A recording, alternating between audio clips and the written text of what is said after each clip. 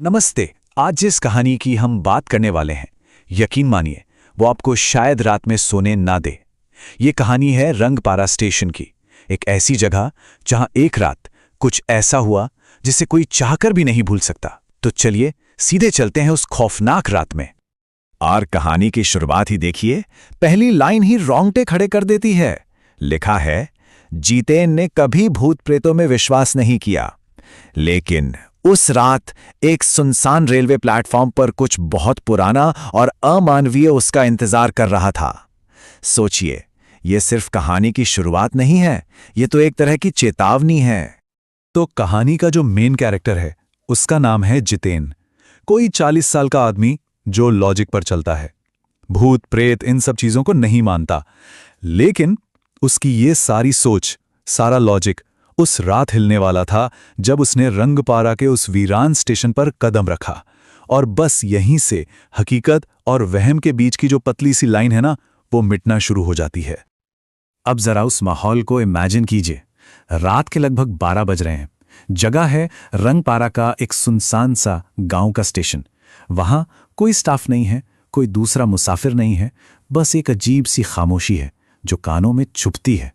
और ऊपर से अचानक टेम्परेचर गिर जाता है। ये वो वाली ठंड नहीं थी जो मौसम की वजह से होती है, ये कुछ और ही था। मतलब माहौल में कुछ गलत था, बहुत गलत। कहते हैं ना, जानवर आने वाले खतरे को हम इंसानों से पहले भांप लेते हैं, और यहां भी पहली वार्निंग एक कुत्ते से ही मिलती है। सवाल बस यही उठता है कि आखिर उस कुत्ते ने ऐसा क्या देख लिया था। वो कुत्ता बस हवा में किसी एक जगह को घूरने लगता है, फिर गुर्राता है, और फिर इतनी बुरी तरह डरता है कि चीखता हुआ वहां से भाग जाता है। अब जितेन के लिए यह पहला पक्का साइन था कि इस प्लेटफॉर्म पर वो अकेला नहीं है, और जो भी है वो ठीक नहीं है। डर का माहौल अभी बना ही था कि हवा में एक अजीब सी गंध फैलने लगती है। कैसी गंध? जैसे जला हुआ लोहा या फिर कोयला जो जलकर पूरी तरह राख हो गया हो। ये कोई नॉर्मल स्मेल नहीं थी, बिल्कुल नहीं। ये एक और इशारा था कि वहां कुछ ऐसा मौजूद है जो इस दुनिया का तो नहीं है। तो अब तक खतरा सिर्फ महसूस हो रहा था, लेकिन अब वो सुनाई और दिखाई भी देने वाला था। सबसे पहले आती हैं फुसफुसाहट की आवाजें। कोई धीरे से उसका नाम पुकारता है, जितेन। आवाज आती है पीछे से, और अगले ही पल वही आवाज ठीक छत के ऊपर से आती है, उधर मत जा। अब ये कैसे हो सकता है? एक ही आवाज एक ही पल में दो अलग अलग जगहों से।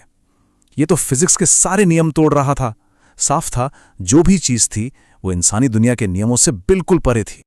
और फिर वो चीज पहली बार दिखती है, बस एक सिलुएट, एक परछाई, एक लंबा पतला सा साया जो चल नहीं रहा था। ऐसा लग रहा था जैसे हवा में फिसल रहा हो।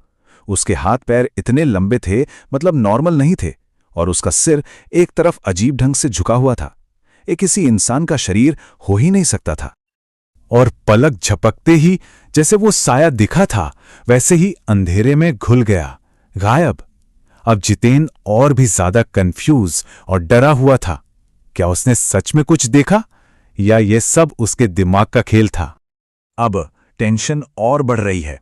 जितेन खुद को संभालने के लिए स्टेशन मास्टर के पुराने बंद कमरे की तरफ बढ़ता है, लेकिन उसे नहीं पता था कि वहां उसका सामना किसी और भी ज्यादा डरावनी चीज से होने वाला है।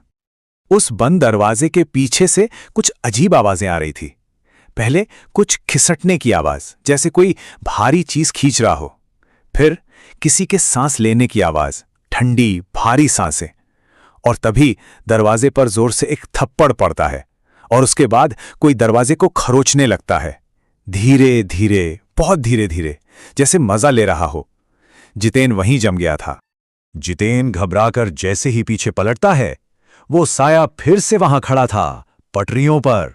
और इस बार वो पहले से कहीं ज्यादा साफ दिख रहा था। उसकी टांगें हद से ज्यादा लंबी थीं, हाथ घुटनों तक लटक रहे थे, और आंखों की जगह पर बस एक खोखली सी चमक थी, जैसे कोयले के बुझते हुए अंगारे हों। अब कहानी अपने क्लाइमैक्स पर है। जितेन पूरी तरह फंस चुका है, और अब उसका सामना सीधे उस चीज से होने वाला है।